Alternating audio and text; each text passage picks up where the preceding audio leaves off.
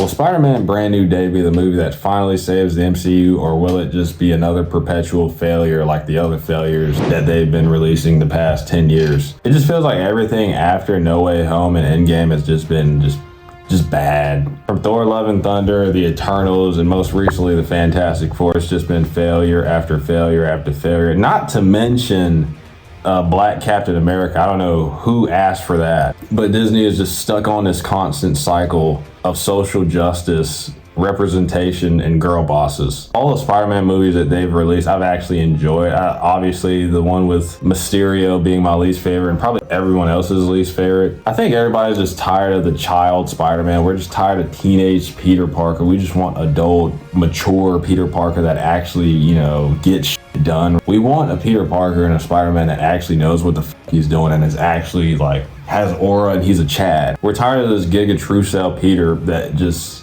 is super nervous around women. I mean, obviously I understand, he's young, and young men kind of go through that, but at the same time, it's just like, dude, can we actually get a cool fucking Peter Parker Spider-Man? They made Miles Morales cool in his movies. He's like the Chad and shit in his movies. He's standing up to adults and shit in his movies. But we got Peter over here in his movies. He's just a beta male bitch. He's getting talked down to by girls, and it's just pathetic, dude. And honestly, from what I've seen in this trailer, it just kind of seems like they might be going in that direction still. Like, Peter's stalking his ex-girlfriend that doesn't even know he fucking exists. And instead of them introducing Gwen Stacy, they're just gonna cuck Peter for the entire movie. And I understand, he's not over his girlfriend or whatever. He's not over losing his friends and his family because it was so recent in his life. And you would want to go see what those people are doing, but damn, dude. I just hope we don't spend too much time on that, because I never even found Peter's friends or girlfriend to be particularly interesting anyway. The fat Asian kid, the CEO of sex, who cares? He's literally a meme. Nobody, Genki, who gives a fuck about that kid? I don't even know what his name is, dude. MJ, she's whatever. She's not even real MJ. She's black. She's not even, MJ is a redhead white woman. And for whatever reason, I understand, Tom Holland, Zendaya is his wife, right? So I guess it makes sense in that regard, but this is Spider-Man. This isn't real life, dude. So honestly, if they would have kept it to where, they never cross paths again, and he just got, with Gwen Stacy, they could have just introduced Gwen Stacy. There's plenty of blonde actresses running around that they could have got for Gwen Stacy. And then you could have, further down the line, introduced Spider-Gwen. Even though I'm not really too big on, the multiple different Spider-Man thing, there's Spider-Woman, there's Spider Uncle, there's fucking Spider Dog.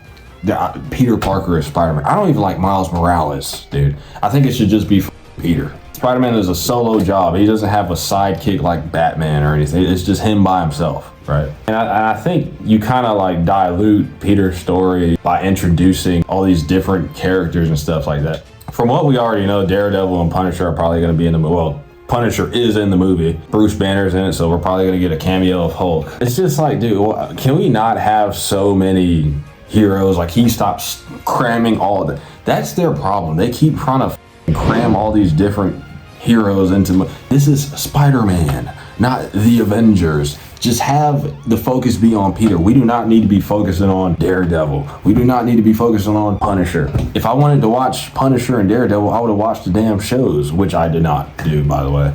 The only knowledge I have pertaining to this particular storyline is the one that happened in the comics with Daredevil, Punisher, and Spider-Man whenever they teamed up. But I'm not too big on superhero team-ups, dude.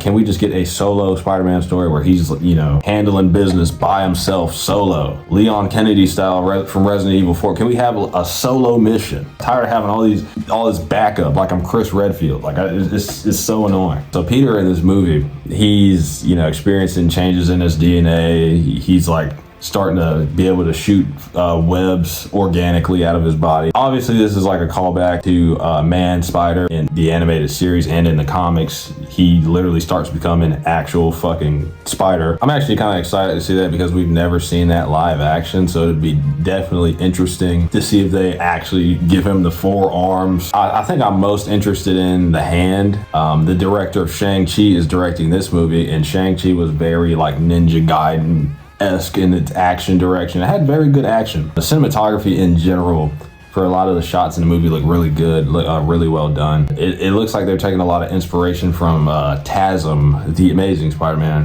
how some of those web swing shots were done. Because I feel like TASM had like some of the best web swing in any Spider-Man movies ever, period. And I almost forgot to mention Sadie Sink's character. I mean, all the speculation is people saying that she's going to be Jean Grey.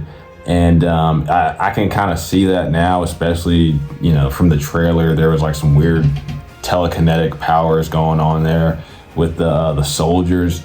And I wouldn't be surprised if it was Jean Grey. I just hope that she doesn't completely fucking steal the show away from Peter, because like I said before, this is Spider-Man. This isn't X-Men. Like, can we have, obviously she can have her moment, right? But I don't want any of the other characters to overshadow, you know, Peter. I'm still interested to see what they do with Sadie Sink nonetheless. With all that being said, I am very excited to see this movie. I'm going to go see it probably in IMAX. And I'll probably start doing reviews on this channel of movies I go watch. And that's pretty much all I got to say. I will see you guys in the next one.